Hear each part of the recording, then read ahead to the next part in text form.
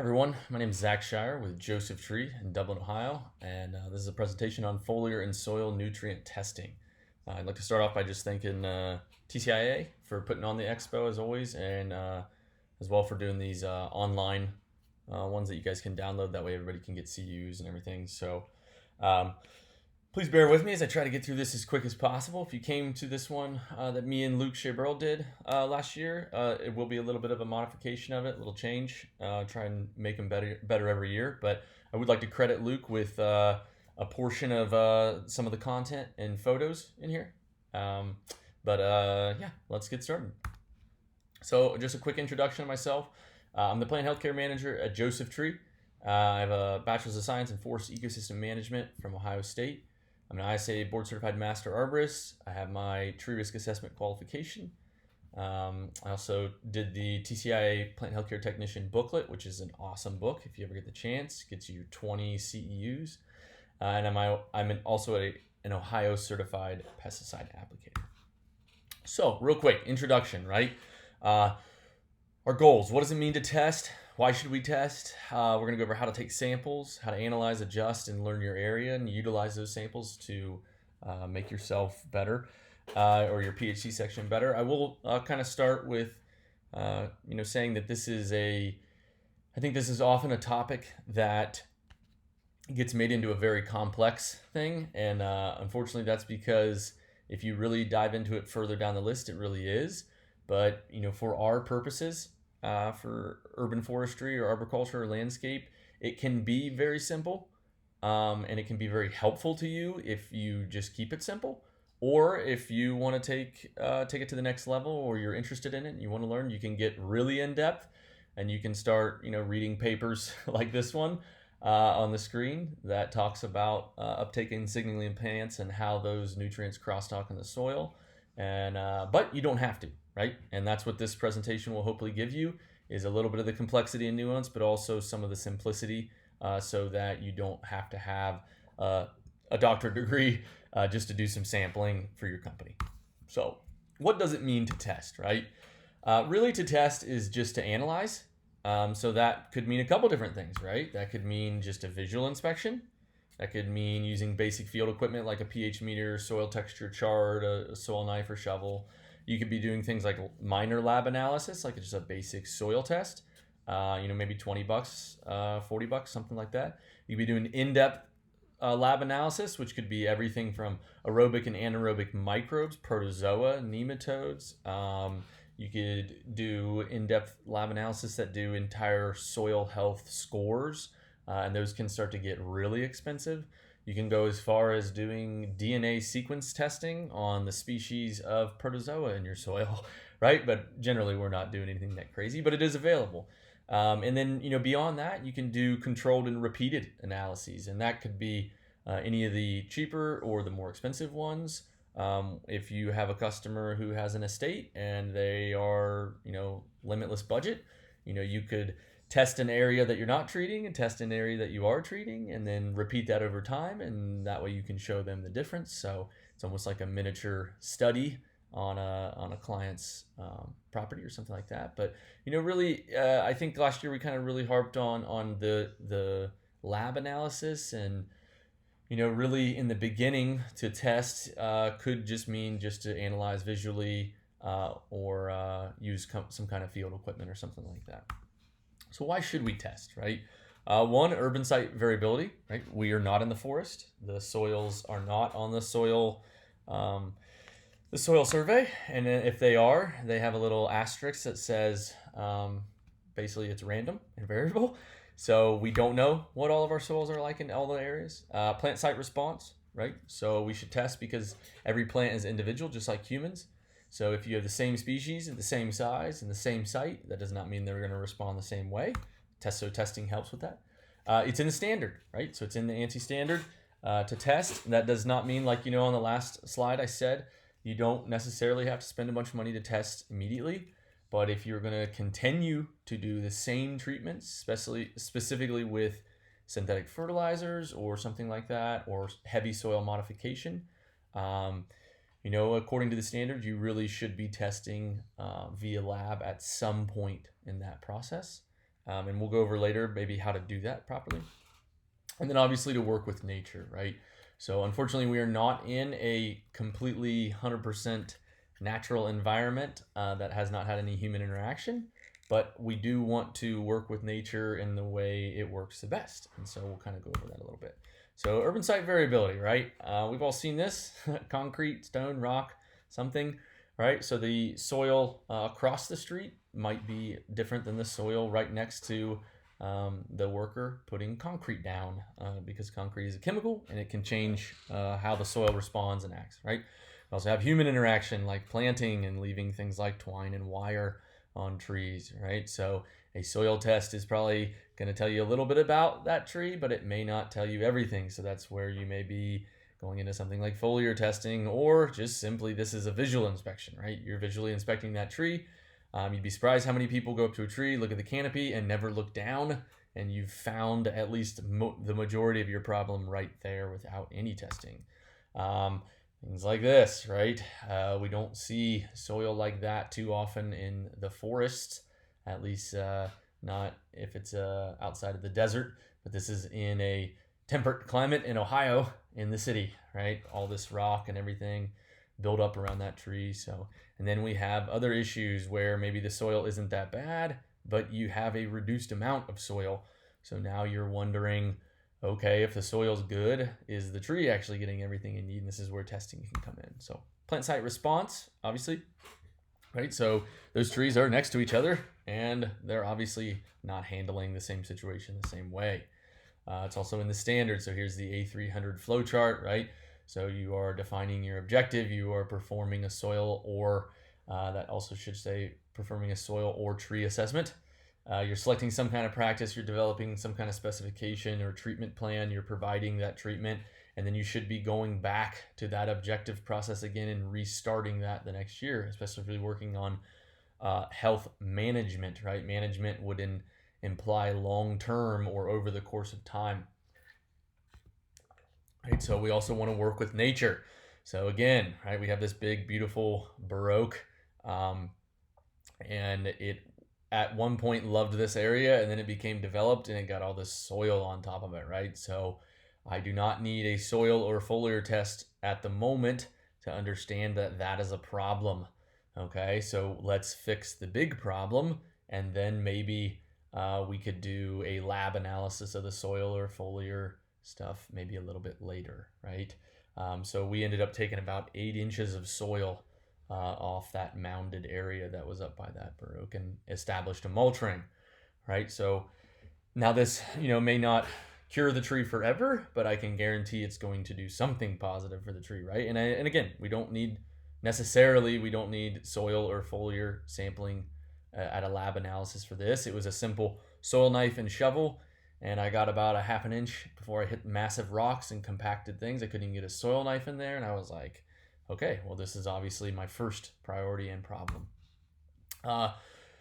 Work with nature, right? So mulch rings, and mulch rings are great, but then we have too much mulch, all right? Planting trees in water or overwatering. You see this tree was almost planted into a hole, so much so that Luke and his team had to dig a hole underneath and try to install some kind of drainage.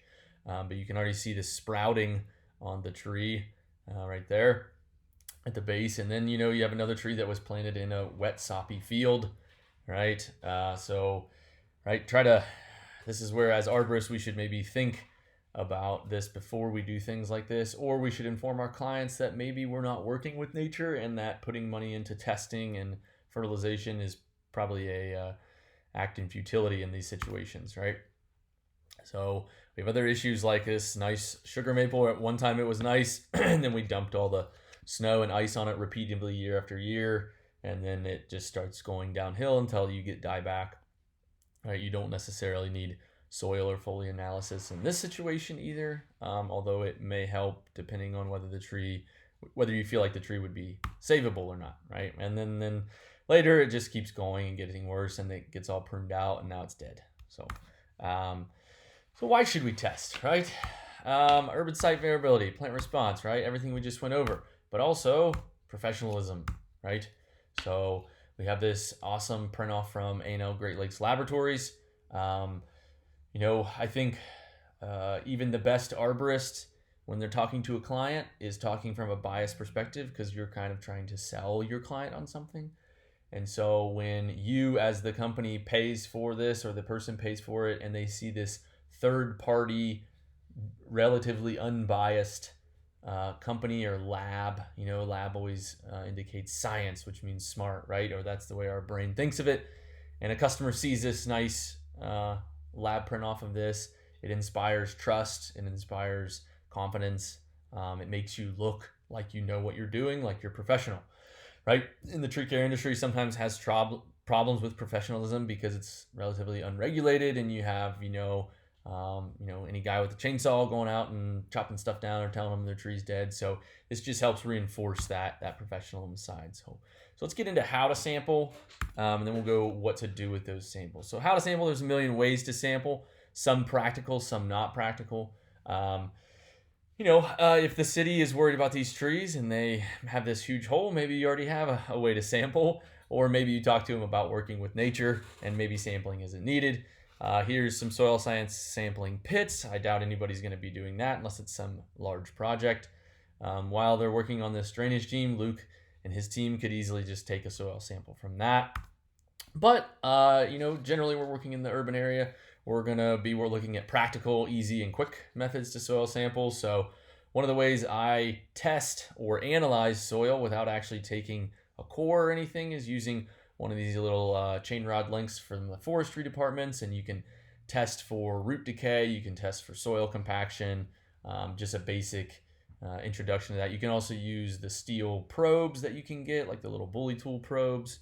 You can also use your soil sampling rod if you have a nice stainless one. I don't recommend the aluminum if you're in the city because they just don't hold up well.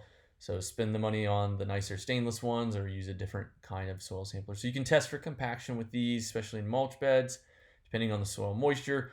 Claw hammers, soil knives, shovels, anything like that, right? So because you run into stuff like this. This is a commercial client where I'm trying to do soil sampling, and what do we have? Massive chunks of shale, rock, and slate. Hard to get anything into the ground with that going on. If you can't quite get a soiling probe, you can use things like a shovel or a soil knife. This is one way I've done them before. When you have a lot of rock in the soil, you can't get the probes in because they're constantly hitting rock or plugging the tip. So I use a shovel and I just pop the big chunk of soil out, and then I use my soil knife to take an appropriate depth of soil sampling. Other issues you might run into, right? Like dry soils, compacted soils, rocky soils, existing vegetation, stuff like that. It can be really bad in clay soils in the Midwest area. You'll get finer soils where they break up, so it's kind of harder to get that level or that depth of soil you need. But if you run into really big issues, you can use things like the shovels or a pick. This is the site with the shale. I ended up having to resort all the way to a huge spud bar. The downside to using something like a spud bar is, one, you often make a mess with it. It is a lot of work. And then if you're going to do any microbial testing, and you are doing fungal testing and you're ripping apart the soil with a spud bar, I will tell you right now, you'll often get poor results in those microbial tests because fungal bodies, mycelial bodies, can be relatively sensitive to that. So this is when I started, when possible, using the shovel method. Because you can take nicer, cleaner samples without disturbing the fungal bodies and everything in there like that. So you get a little bit better sampling protocol off there. Compacted soils, I don't recommend the stainless steel soil probes, even the stainless ones, if they're really bad. Spud bars, shovels, possibly, especially after some soil moisture has come in. You can also use the big hammer probes. They're bigger, thicker chunks of steel that have a hammered weight on them. I don't own one for our soils, but I used to use them at Ohio State. I can't remember the names, but if you email after, I could probably get you that information. They have something called a sharpshooter shovel or a bucket auger, an auger drill like these up in the corner there. You can use an auger system. Again, there's that picture of that shale we used, and I had to use spud bars to literally break through it. You can get some false feedback on some of those ones, especially if you're doing microbial testing, or you can kind of screw up where your depth is if you're trying to take samples at 6 inches and you're breaking it up with a shovel or a spud bar, you may be getting, turf root sampling in there as well. So you do the best with what you have. But then you're dealing with maybe existing plants. You have clients who really adore their hostas or their grasses, and they're like, I don't want you to mess up that area to get samples. It starts with maybe training your sales staff if you really do need samples.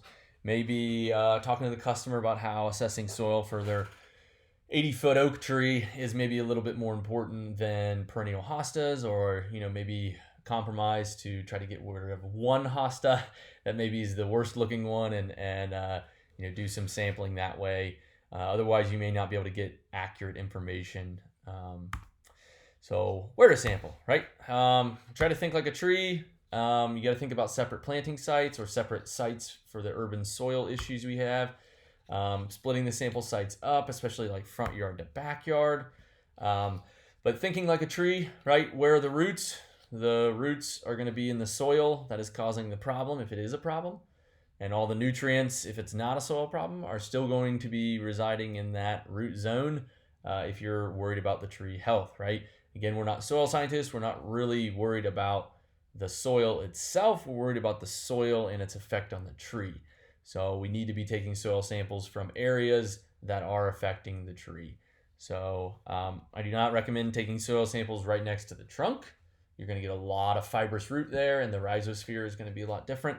So I do recommend, if you have a very large mulch ring, you can take some inside the mulch ring and some outside, or you could do two separate samples, one inside the mulch ring and one outside. That applies a lot more if you have 20, 30-foot big mulch rings versus, compacted soil outside. But again, we want to sample where those roots are, right? So I don't generally recommend sampling anything less than less than 3 or 4 inches deep. Generally, I'm sampling in the 4 to 5 inch to 7 to 8 inch range. However, every situation is a little different. Roots can absolutely go deeper than that, right? They can go down to that 12, 10, 12, 15 inch mark. It depends on what your soil's like, right? If you have a heavier layer of organic matter and you don't have as much compacted soils, maybe you have some sandy soils, especially some of those big trees like the big oaks and stuff like that, they may be getting down there deeper. So there may, you may want to look at doing that.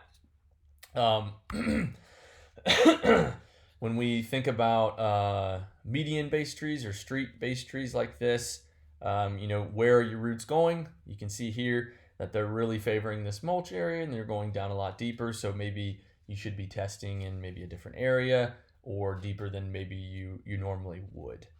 So these are all things to think about. Unfortunately, there's no one correct, perfect answer.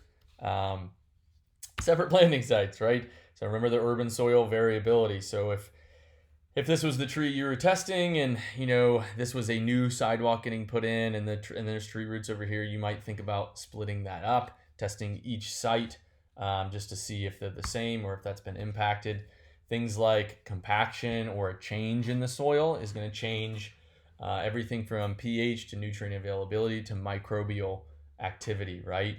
So sample 1 and sample 2 30 years ago may have been the same, but depending on how long sample 1's been driven on, if you're compacting soil, you're changing microbial activity. If you change microbial activity, you're going to be changing nutrient availability and even nutrient concentration, right? Especially if the diversity of your microbes are changing, that soil is absolutely changing, right? So it may be really worth it to sample 1 in sample 2 location and 1 in sample 1 location to see the variability there, right? So big changes, construction, mounding, new dirt, topsoil removal, landscape additions, anything like that should be kind of thought of as different things. So tissue sampling, as far as foliage, right? So access, timing, and location is what we're going to go over. So these are pretty cool little arborist kits that I made on the left there, the left photo there. I made these for a couple of our sales arborists as well as myself. This is the Foliar sampling arborist kit. So it's just a cheap box of Amazon gallon bags. If you're trying to reduce environmental impact or anything like that, you can do the big brown bags, something like that. And then these are 3 and 4 foot pole pruner sections and just an old retired pole pruner from the pruning crew that I just sharpened up a little bit or had the chop guy sharpen up. You're not using it as much. So it's not like you need a fancy brand new one. So this is all recycled stuff from the pruning crews. 3 broke 8-foot pruning pole rods that they cut in half and put a new bottom on. So it didn't really cost us any money, just maybe an hour in work. And it makes it so it's always in your trunk and you're ready to do things. You can use the extendable pruning saws, stuff like that. Or if the person already has scheduled pruning with your crew, you can just have one of your climbers clip a few limbs off. Or if they're taking some limbs off for clearance pruning or crown raising, you can meet them out on site and just grab a sample right there. It makes it pretty easy. Timing. Obviously, when symptoms appear or begin to appear. So if you have mild chlorosis and you test the maple tree in April when it has just leafed out, you may get different results than when you test it in June or July when the chlorotic symptoms begin to appear. Remember, we are trying to correct a problem. Therefore, we need to get an accurate reading or testing of what that problem is. Generally, you're going to want to test mature leaves, so not unfolding, soft, new green leaves. There can be lots of seasonal changes as well. So, again, maybe when those symptoms appear, or possibly a before and after, right? So if the person is really worried about their tree and they want to know everything about it, and you talk to them about foliar and soil testing, you can recommend 2 foliar tests, right? One early in the season, one late in the season. That way you can see the change or lack of change, right? If there isn't a big change. Location, right? So how many leaves and roughly location of the tree. You're again going to test symptomatic leaves. So if you have a tree, one of those trees that's maybe next to a sidewalk and one half of the tree looks unhealthy and the other half looks healthy, it would not make sense to only take a sample from the unhealthy or from the healthy side. You generally are going to want to sample from the unhealthy or symptomatic side. But something I do a lot, especially with clients who already spend a lot of money with us or are willing to do foliar sampling, is I'll take a sample from one side of the tree that's healthy and one side that's unhealthy. And you'll find some really interesting things with this. You may find that the test is just like it looks. You have a symptomatic side that has a deficiency and a non-symptomatic side that does not. Or you may find the opposite. You may find that both tests come back deficient, but only one side is showing it. And that could be possibly some kind of lag in that symptomatic visual representation that you're getting.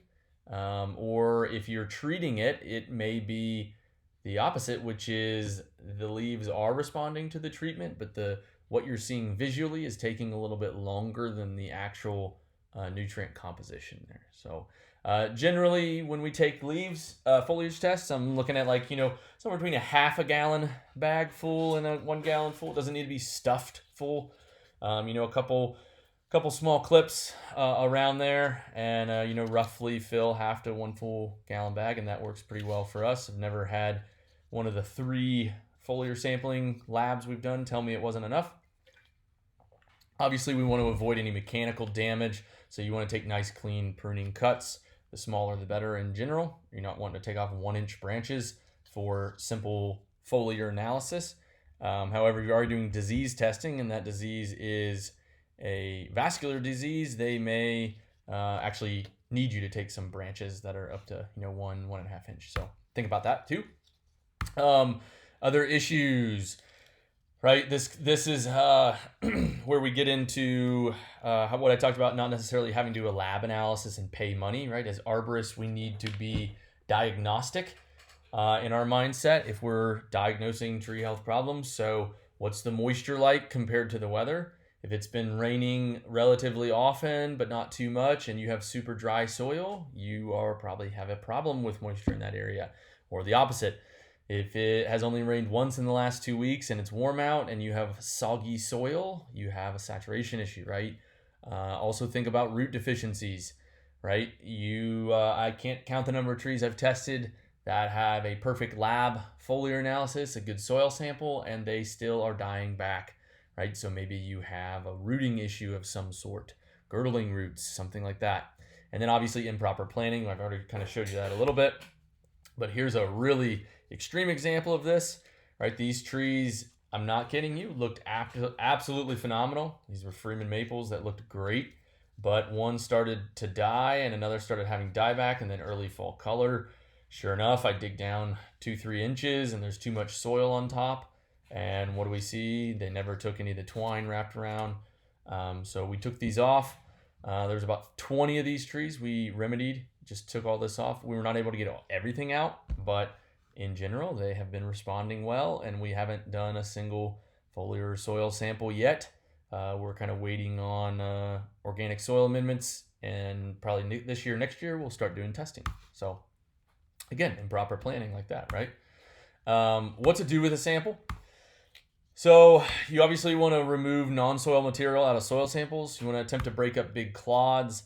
You can air dry, depends on what you're doing with that. If you are doing microbial testing with someone like Earthfort or DNA sequencing, you do not want to air dry anything, and you want to ship that soil as soon as you take it out of the ground, and you want to put it on ice, and you want to ship it generally overnight or 2-day. To wherever that lab is so that you can get the most accurate reading. You want to be really careful with that, so maybe not break up those clods.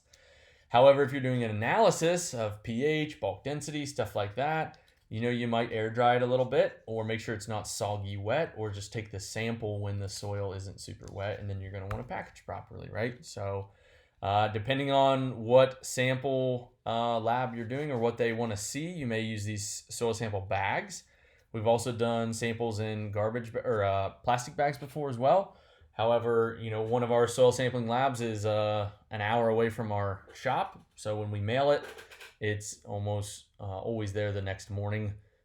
So we have a lot less restrictions. Whereas if you're sampling and sending it to Washington and you're in Mississippi, you may want to ship it a little bit better in a soil sample bag or packaged up properly. Tissue samples, obviously label the bags, right? 1-day shipping, 1 to 2-day shipping, I think is all right. Try to find labs that are closer to you for this reason. Also, the labs that are closer to you generally have a better understanding of your area.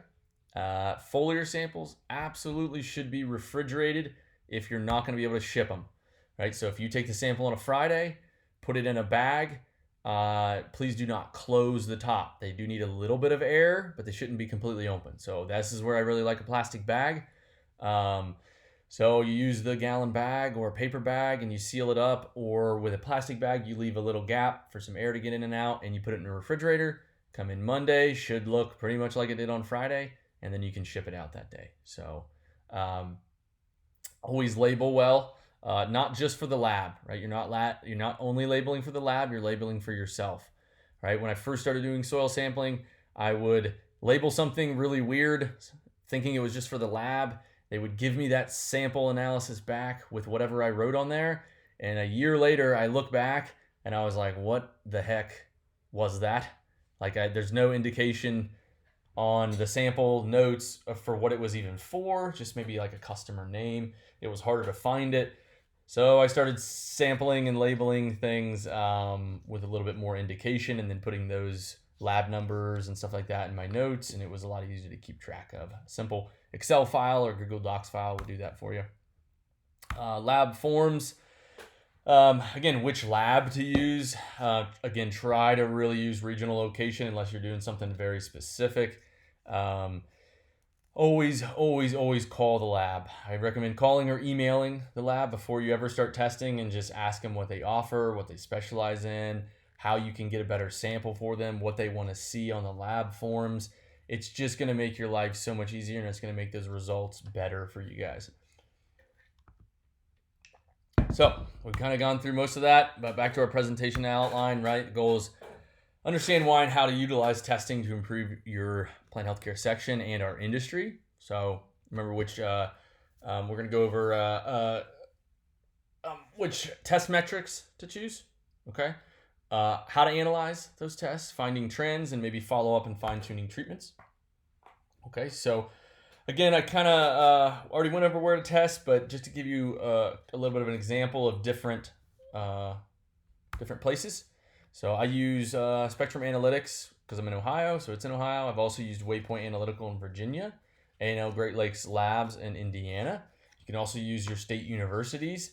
I would really be careful with your state universities for foliar analysis, as well as some of the soil type analysis. If your university is having graduate students do the work and your foliar sample sits in a refrigerator for 2 weeks before maybe they get to it, you might not get what you're looking for out of that. So these third-party labs, they have professional scientists and lab technicians. They generally have a quicker turnaround time. They do thousands and thousands of these to keep their business going. So they tend to work with you a little bit more, give you better answers on certain things.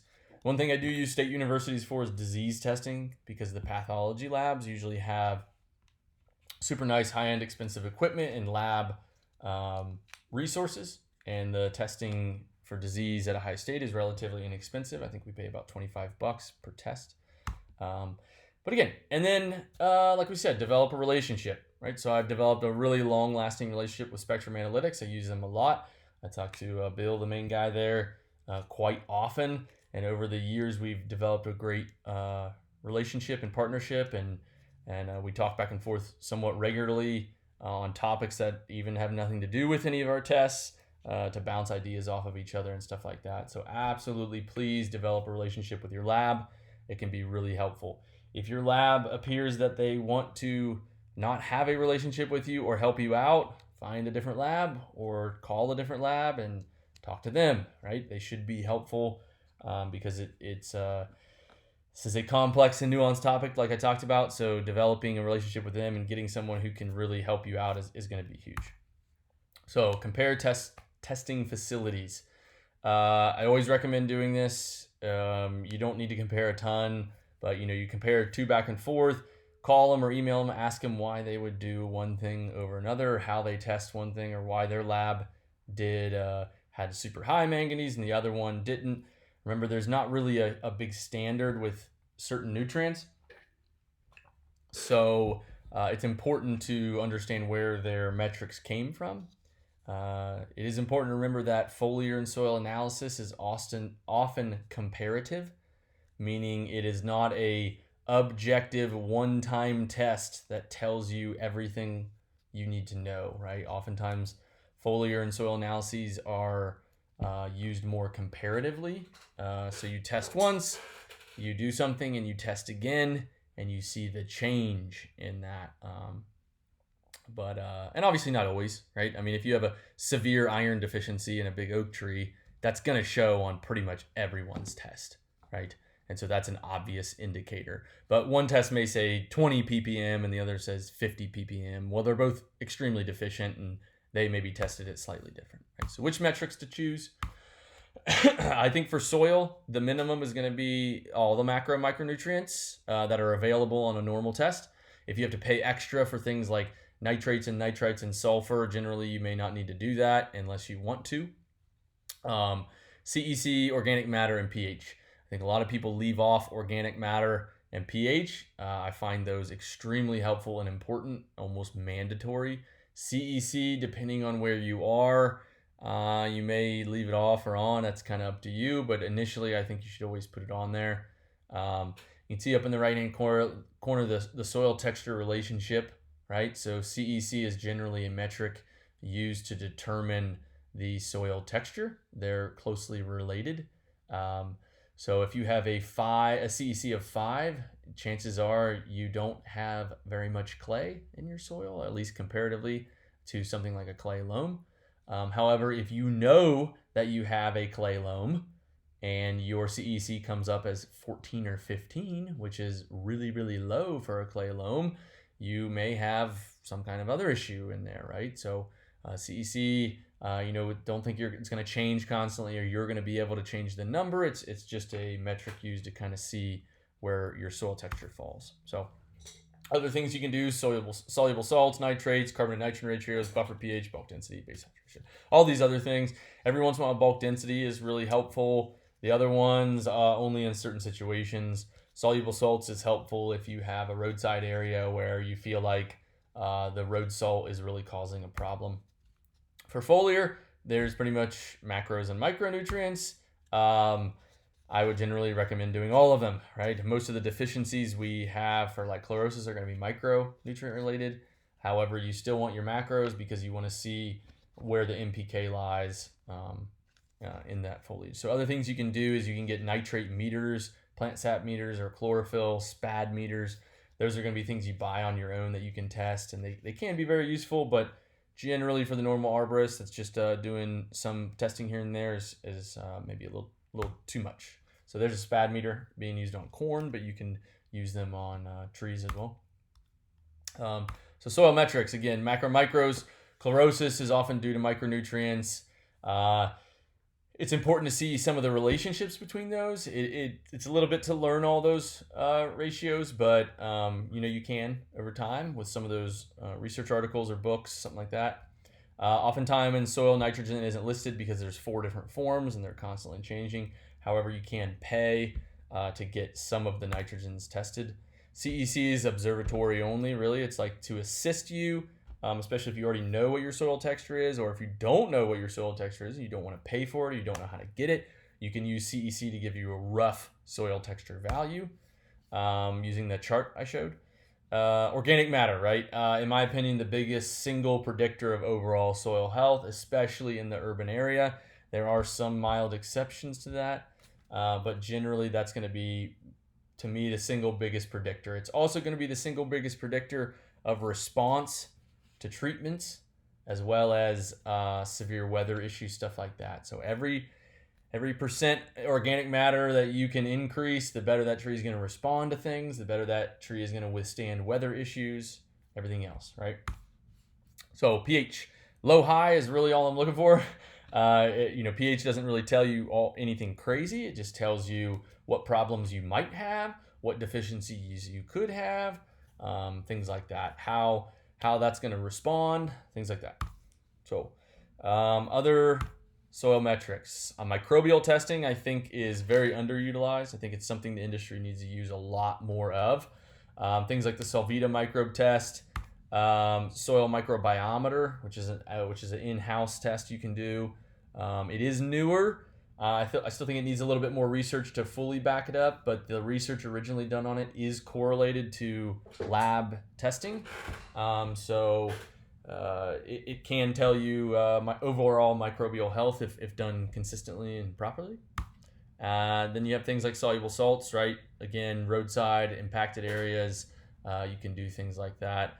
Another note on the soil microbe testing, which I did not add on this and I should have, is you can use places like Earth Fort, or there's another one, I can't think of the name, but they actually do more lab style microbial testing, whether that's biomass or amount of fungi versus bacteria. And those tests are getting cheaper and cheaper all the time.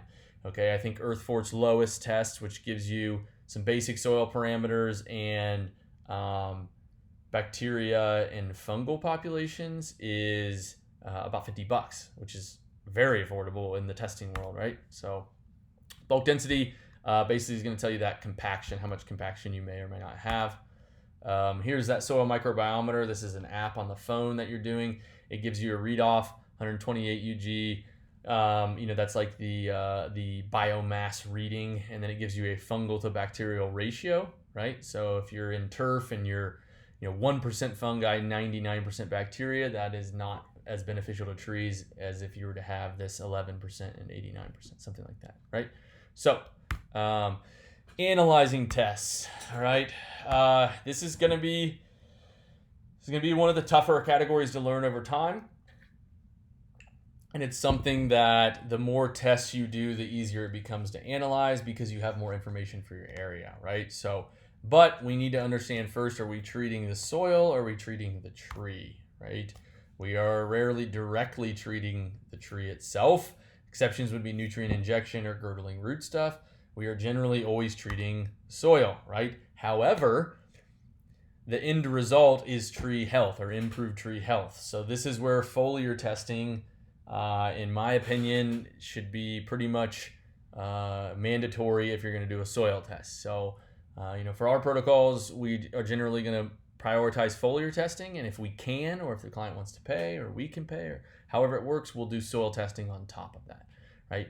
Now that's taking into account that we've done hundreds and hundreds of soil samples at this point, so we have a general understanding of a lot of the soil in our area. So I do recommend doing as many soil and foliar tests as you can for a while until you get some of that.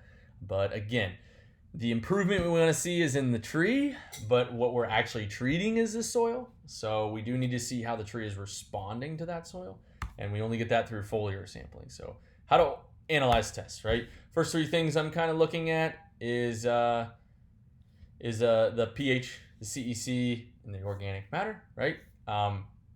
This is on the soil test, right? CEC is just observatory. What kind of soil texture am I looking at? Or if I know the soil texture, where does it fall in those realms? Soil pH, is it high? Is it low? Is it middle, right? If it's low, what kind of problems could I have in the trees I'm looking at? If it's high, what kind of problems could I have? If it's in the middle, hey, maybe I don't have a problem with pH, so I know that deficiencies might be due to something else or anything along those lines. And then organic matter, right? 3.1%. I kind of think of the minimum organic matter needed to be somewhat comfortable around that 3%. It'd be great if you could get it up into the 4 or 5%, something like that. I understand that not everybody can charge, or not everybody's going to pay to have, a lot of organic matter brought in, but it can be a metric that helps you understand how fertilization is going to respond or what you could utilize, right? So those are kind of the big picture metrics, right? What soil are we looking at? What can we infer from that? Then I look at pH and organic matter, right? Indicators of soil health. Like I said, organic matter, number one indicator of soil health. So generally speaking, organic matter can buffer pH issues, meaning it can cause the soil to act less like the pH wants it to. So we're not generally going to change pH some huge amount, but the higher your organic matter, the less your pH may matter in the deficiency. So if I have 7.8 pH and I have an iron or manganese deficiency, but I have 5% organic matter, I know that generally that pH is maybe going to matter a little bit less, and that tree may respond substantially better to some of these treatments because that organic matter is there a little bit higher. If you guys are maybe a little confused about organic matter or would like to learn more, myself and Luke Shaburl are doing a soil nutrition on an organic matter presentation this year, so you can go watch that in person or online.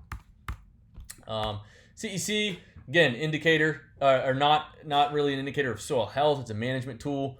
Remember, low CEC, you're going to have more sand. High CEC, you're going to have more clay. That affects fertilizer timing and requirements. So a higher CEC is going to take a higher load of fertilizer, and you can do it less often. A lower CEC with more sandy soils is going to require less fertilizer more often, right? So I think we all remember that from like the ANSI standards kind of stuff. So there's that chart again. If you guys would like this chart, please email me and I could get that printed off for you or send it over to you. So again, low, more towards the sand, high, more towards the clay. The higher it is, the more fertilizer you're generally going to be able to or need to use to make a response. The lower it is, the less. Right? So then we have the nutrients, macros and micros, right? So can the deficiency be explained with this, and is it a problem, right? So this is where relationships really help. If you haven't, gotten a soil science degree, you haven't read a lot on the interactions between macro and micronutrients in soil tests. So this is where calling them your soil scientist or your agronomist and talking about this. But, in the soil, if you have an iron or manganese deficiency and you look on the soil test and you look at the manganese and you see that there is a lot of manganese in the soil, and then you take a foliar test and you see that there's no manganese in the tree.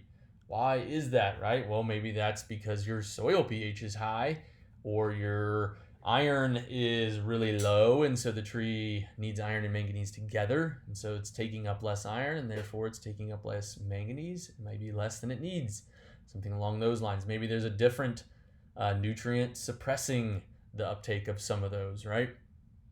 And this is again where we need to read and talk to our local regional agronomist and move forward after that, right? So here's another example, right?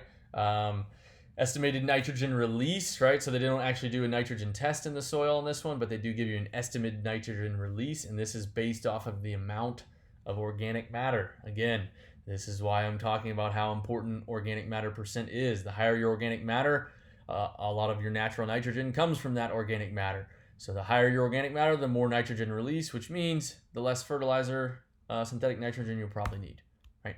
So foliar tests, macro micros, right? So we look at this foliar test and we automatically see based off the bar graph that iron or manganese is low. But I recommend you never only look at the graph. You go up and look at the ppm. So we go up here and they give us a rough range of what we should be looking at for healthy trees. We see that manganese is 47 ppm. It should be closer to 200. But if you also pay attention to iron, you see that iron should be 50 to 300 and it's at 77. That tells me that, you know, when you put a bunch of iron or manganese down or try to help this tree, you may actually push some of that iron low and make an iron deficiency instead. So you need to be looking at some of those sister nutrients like that, or those nutrients that work off each other, and look at those ppms and see where you're at, right? So again, learn to use those as opposed to bar graph. Try to learn some of your sister nutrients. So like, or my brother nutrients on this one, but manganese and iron, nitrogen and sulfur, calcium and magnesium, and their relationship to potassium. And again, regionally based, soil type based, tree basis may change a little bit. That's why it's important to work in your area like that, right? So analyzing tests. So let's look at this one here. We have some pine trees, right? When I look at that, I start looking at the ppms and the nutrients across the board. You got low NPK, you have low micronutrients. So in my opinion, we have a soil that is just not really supplying enough nutrients across the board, or a tree that is not uptaking enough nutrients across the board. So my next question is like, well, what's the soil look like? Is the soil actually deficient, or what's our problem? So we look here and we have a kind of a weird mix of issues here, right? We're not entirely deficient in some of these nutrients. We are low in zinc, and we're low on our potassium, maybe even our phosphorus there too. But then we see we have a super high pH and very low organic matter. So we have a soil, in my opinion, that's approaching that, half dead soil. And so, we look at some of these things that the agronomist is talking about on here, right? And this is again why I talk about forming a relationship, because you may read this and try to come up with some problem, and maybe you don't fully understand the whole picture, so you give them a call or an email and just ask them to explain it in more depth, and you can kind of infer more based off of that. So based on the test, here's those trees, right? Kind of weird, right? We have a half-dead soil and a almost entirely deficient tree, and these are the trees. And these samples came from these trees.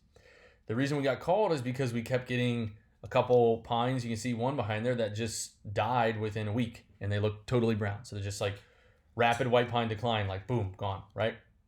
So we started doing testing, and this is what we're seeing. Now, I know we've all seen white pines that look thin and chlorotic, so what the heck? Like, why aren't these looking that way? And so this is where testing goes beyond visual representation, right? Like, absolutely, I do a lot of visual testing, a lot of physical soil testing, where I'm just looking at it and checking for compaction. And this is the opposite of that, right? This is where visually inspecting is not going to get you anywhere in this situation. This is a situation where lab testing really gave you a better answer that you probably would have never found out by physical or visual inspection like this, right? So what was the actual problem? I mean, there's a lot of problems, right? Mainly the soil. This was a man-made mound, right? It was kind of the developer's soil dump, which explains maybe the low organic matter, half-dead soil kind of thing. The species matter, right? In our area, white pine, it seems very odd. Some will look stressed and thin and chlorotic forever and then finally die, and some will look like this, and then poof, they're gone in a week, right? So obviously, plant health diagnostics is difficult and complex for this reason, but this is where testing can really help us. So this is a situation where I don't think pumping a bunch of synthetic fertilizer into the soil is going to do much. It could actually make it way worse. This is something where you're going to need more organic amendments or compost or mulch or something along those lines to go from there. So Again, um, as we begin testing more, I really recommend that you guys start trying to find trends with testing, right? Specifically, trends across your area with soil to understand what kind of soil you're dealing with, as well as trends across soil or foliar sampling, so that you can see that, while every oak tree is individual, that does not necessarily mean that most oak trees in your area may follow a similar pattern, because a lot of the soil is the same, right? So all the million things that add up to why it may be one way or another may be similar in that area, and you can find that. So, up top we have a graph of a couple hundred foliar tests in a certain area of our city, and I wanted to see what all it was deficient in, right? And half of these are oak trees. So the book tells us that oftentimes oak are deficient in iron, and only 5 of those 100+ trees were deficient in iron. I think it was like 150 some or whatever. Only 5, right? And the overwhelming majority was manganese, right? And then we had a few that were all deficient, and they all look the same, right? So you can't tell which ones are all deficient and which ones are just manganese, or which one are manganese and iron, but everything else is good. And then what do? Maybe you put down your regular nitrogen fertilizer that has a very small amount of iron and manganese, and you start pumping nitrogen numbers up, which is only going to drive that deficiency down worse, okay? So finding trends. Again, look at those groups of nutrients or sister nutrients. What are they telling you? You can look at 25, 50, 100 samples trying to find these trends or commonalities, especially in geographical or regional areas. Visual success versus foliar testing success is really awesome when we do treatments and we're just not quite seeing the response visually, but then I do a testing follow-up and I see that the testing is actually coming up, but we're not seeing it yet.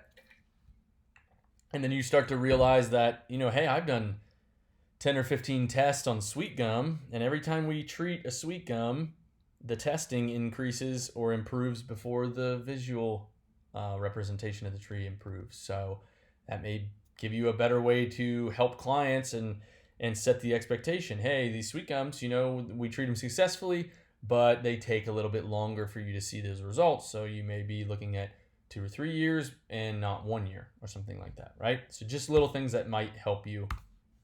Right? And again, it's always best if you can do this with foliar and soil, but if you can only do it with foliar, that's fine, right? So this was a tree that looked amazing.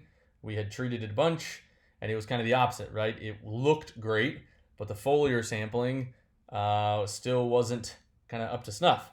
So this may be one where the tree is looking better, but it hasn't built up maybe accumulations of those nutrients yet, or some other factor is happening that we're unaware of. So this would be a tree I come back to, and if it still looks good, I'm going to test it again and see if those numbers have come up. If they have not come up and you repeat this process and you're like, what the heck? Maybe that's an indication that the ranges that the lab is using do not quite apply entirely to that tree or that group of trees, right? Meaning it's showing that it has low manganese, but for whatever reason, the trees you're testing are obviously not deficient visually. They have nice big leaves, good growth, good color. So maybe you kind of change that normal range that you're seeing for that tree, right? You want to find all those trends, anything you can, right? So case study with deficiencies. This is that same graph with the foliar tests. We did 32 soil samples out of those 120 or 140 foliar tests, and of the 32, only 7 were deficient in manganese in the soil. The overwhelming majority were not deficient. If you extrapolate this across 140 some, you basically get about 3/4 of all the trees that were deficient in manganese. Their soils surrounding them were not deficient in manganese. Okay, so this is where if you simply took a soil test, you wouldn't apply any manganese and then wonder why the tree isn't getting it better. Or if you did take a soil test and you applied manganese, and maybe the tree wasn't deficient in the foliage, or you took a foliar sample, it was deficient in manganese, and so you put manganese into the soil, but the soil is not deficient. the pH is causing the problem, or compaction or rooting issues or something like that, right? So again, about 85% were deficient in the foliage, and only about 25 or 30% were deficient in the soil. Let me take a drink of water here. Almost done here. We're going to wrap up real quick. So fine tune and follow up. How do we fine tune, right? So these were two samples. Top one is 2019. Bottom one is 2020. Both samples were taken in July, around the same time, around the same weather. The normal range for pin oak is between 200 and 800 ppm. In 2019, we tested. It was 45 ppm. In 2019, after we tested, we treated again in 2020, and then we took another sample after 2 big treatment rounds, and we had noticed that our manganese had popped up to 531 ppm. So an obvious increase. Unfortunately, that community did not have budget, or had budget issues and couldn't keep doing it. So I did end up taking a soil sample. So those are some of the metrics we're looking at right there. Again, manganese was completely adequate in the soil, yet it was deficient in the trees. We did not put any manganese in the soil. We used other methods. But budget constraints, they did not retreat in 2021. But I did go back and I snuck in a foliar sample. And what happens? The ppm on that manganese is starting to fall back down, right? Again, some of these treatments we're using are going to be shorter lived, and you're dealing with soil that's fighting you. So it may be ongoing treatment to keep those numbers up higher where you want them, right? Fine tune. Here's a tree that tested extremely low in manganese. We injected it, and this was the test 2 years later, right? When it should be at its highest concentration, the tree looked better, but it was not quite up to where we wanted to go. What does this tell us? It tells us maybe on this big, massive oak tree, we should go a little bit more on the rate of manganese that we're injecting, right? So you may need to think about optimizing your protocols. Here's another example of a tree. This is a maple we injected, and what happened? It kind of the opposite. We injected with iron and manganese, and now we have a little too much manganese. So you may need less for that species or for whatever that. So use those visual cues as well as those foliar cues, right? So how to treat, guys. This is not a presentation on how to treat, but trial and error, unfortunately, is kind of the way you do things sometimes. I don't recommend random trial, but you have to test to see if a product will work for certain things. And then as you take more and more tests, it'll show you how that protocol works and how you may be able to fine tune those, right? And then stick to the basics. You don't test to figure out where to start, but you may test to figure out where to go. Okay. So also address those major concerns before you start getting into that, like that oak tree I showed you, right? Huge, massive rocks and compacted soil pushed up against the trunk. Like, fix the real problems, the big problems, before we start going into fine tuning with testing and stuff like that, guys. Okay. Disease testing. I use Ohio State. You can use universities. Pathology testing. Every time you do disease testing, I always get good feedback from customers. It looks really professional. It's generally affordable. Try to form a relationship with the plant pathologist at the university so they can help you out a lot more. People love it, especially in Ohio, because Ohio State University and the Buckeyes are huge. So everybody loves Ohio State, and you give them this report, and it's super cool. So a quick note. I understand that I'm preaching that we should be testing, and testing costs money. And how do you do that? How do you charge more for something like testing? One, it's educating yourself and your salesman to just sell it like any other line item, right? In fact, testing is going to be cheaper than probably almost anything you do in plant healthcare. If your fertilization is $100 or $150 or $200, your testing is the same regardless of the size of the tree, right? So maybe, hey, we're looking at chlorosis with this big oak tree. I really recommend testing. I'm gonna go ahead and put it on the estimate. It's an extra $50, and then you get your sample and you send them the PDF, and you get all this information, and they love it, right? So your customers can pay as just a normal line item. Also consider an annual research budget. So I first asked our owners, can I have $1,000 over the course of the whole year, over the course of the whole 12 months? I manage our whole plant healthcare section. We make X amount of money. can I have $1,000 to spend on free samples? And it started there, and then it can increase as you need, or maybe it starts at $200, right? It gets you 4 samples or 4 or 5 samples.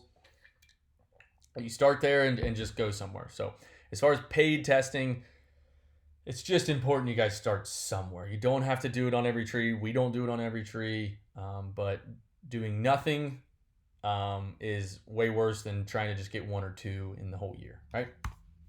So take home, obviously testing is a little bit generalized and it can be sometimes vague, but it can also be very informative, but it should not be taken as a blanket, factual, objective situation, right? So it's truly impossible to understand the entirety of all the details. However, foliar sampling gives you one more tool or more ammunition to kind of figure that all out, all right? So test as much as you can, try to find trends, fine-tune and optimize your protocols. To progress our industry, I think testing needs to be integral in that progression.